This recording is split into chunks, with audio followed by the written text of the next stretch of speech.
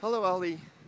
Thank you for your message. Oh, first of all, let me apologize for being so long in getting back to you. Sometimes, with all the different pages and channels and whatnots that I have, sometimes I lose track of things and forget to check certain channels, and I had forgotten to keep up with the messages on this particular channel, especially on this channel Facebook page. Sometimes I even forget I have this page. Anyway, thanks for your message. Quite a story. Your life has certainly been diverse and at once rich in experiences and challenges, and you're very blessed to have the family, the children like that. Although I don't want to share too many details because it's kind of private. But the challenges that you face with regards to keeping close to your children are ones that I can just imagine how that must feel. That must really be difficult. All I can say is it sounds like you're doing a wonderful job of doing your best to keep close. It's, within the area, within the means, basically the scope of your means. Not in terms of money, means it in terms of the efforts that you make. I imagine that as long as you continue keeping the channel open with your children, that when they're older and have more control and say about their lives, they'll be able to they'll remember that, and you'll have that opportunity again to be close.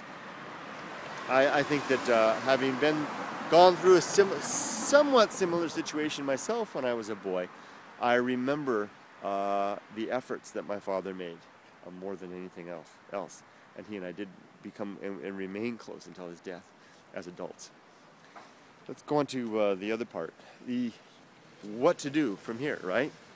I think it's a common question. I get that a lot from a lot of different people at various points in their life, but particularly at this midlife stage. And you really, not being a professional in any capacity, I don't really nothing. Certainly not in terms of social work or counseling or anything like that. But I can just tell you from my own personal ideas. I believe that let's put aside the true valuable things in life, which are those individuals who can muster the energy and have the strength and the ability to help others through charitable works and social works and altruistic efforts, philanthropy, things like that. Those types of efforts are certainly foremost, but marking that as being the case. If you're able to, just in terms of finding satisfaction in life, if you are at all inclined towards art, and I'm not talking about painting pictures necessarily. I'm using art in the broadest terms of whatever it is that makes you tingle inside, whether it could be writing or painting or photography or poetry or dance or community activities of some sort. It could be square dancing for all things. It could be just about anything. Writing drabble, 100 word short fiction or something like that. It could be vlogging, whatever it is.